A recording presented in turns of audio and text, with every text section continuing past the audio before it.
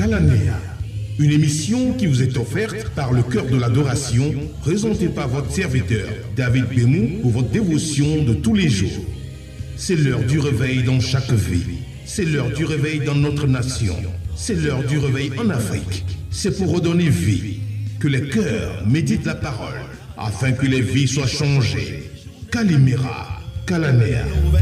Jésus vous aime, c'est Calanea, et nous le proclamons.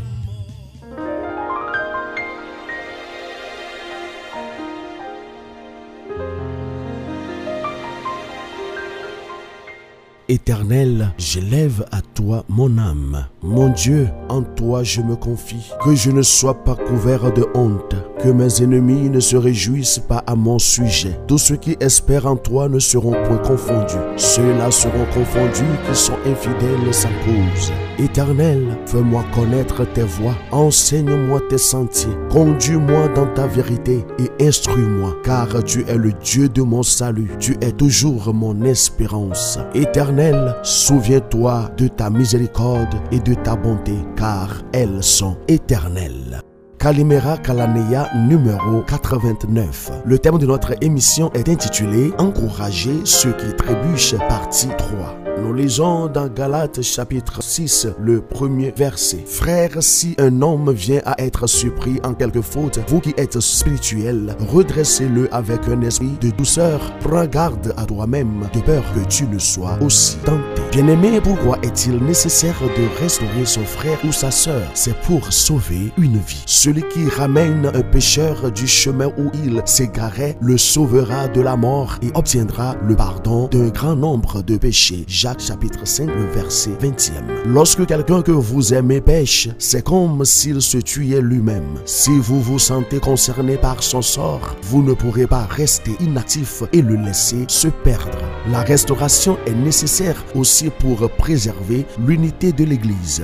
Paul a écrit « Avertissez ceux qui vivent dans le désordre » 1 Thessaloniciens 5, verset 14. Lorsque le péché est toléré ou même justifié au sein d'une église, la dissension ne tarde pas à s'installer entre les membres de la communauté. Certains partent, d'autres restent, mais continuent à souffrir de la situation. Bien-aimés, la réputation et l'intégrité de la communauté sont endommagées par ceux qui vivent dans le péché et qui refusent de se repentir. Et tout doit être fait pour préserver la réputation de Dieu. Lorsque Nathan vint parler à David du péché qu'il avait commis avec Bathsheba, il lui affirma « Tu as fait blasphémer les ennemis du Seigneur en commettant cette action. » 2 Samuel 12, verset 14. Si nous acceptons dans notre vie ce que nous condamnons dans le monde, notre message en tant que chrétien n'a plus aucune valeur. C'est pourquoi Paul a écrit « Si un homme vient à être surpris en quelque faute, vous qui êtes spirituels, redressez-le avec un esprit de douceur. » Nous devons nous conduire avec prudence. Nous ne pouvons pas confronter quelqu'un avec son péché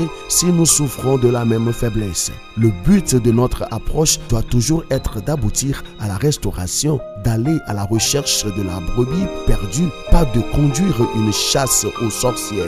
La brebis doit réintégrer le bercail. Le pécheur repentant doit revenir au sein de l'Église et nous devons perdre notre attitude de fausse sainteté. Seule la grâce divine nous a empêchés de commettre le même péché, n'est-ce pas? Dites-le lui, expliquez-lui que vous en êtes parfaitement conscient. Affirmez-lui que quel que soit son péché, il peut être pardonné. C'est le seul moyen pour lui de recouvrer la santé spirituelle. Seigneur, nous te bénissons en ce jour, car plusieurs d'entre nous, nous sommes malades spirituellement à cause de la condamnation, à cause du jugement que les frères et sœurs ont porté sur nous. Père, nous prions que tu nous accordes la grâce de recouvrer la santé spirituelle. Donne à l'Église des frères et des sœurs qui comprennent la profondeur de ce message. Dans le nom de Jésus, nous avons prié. Amen.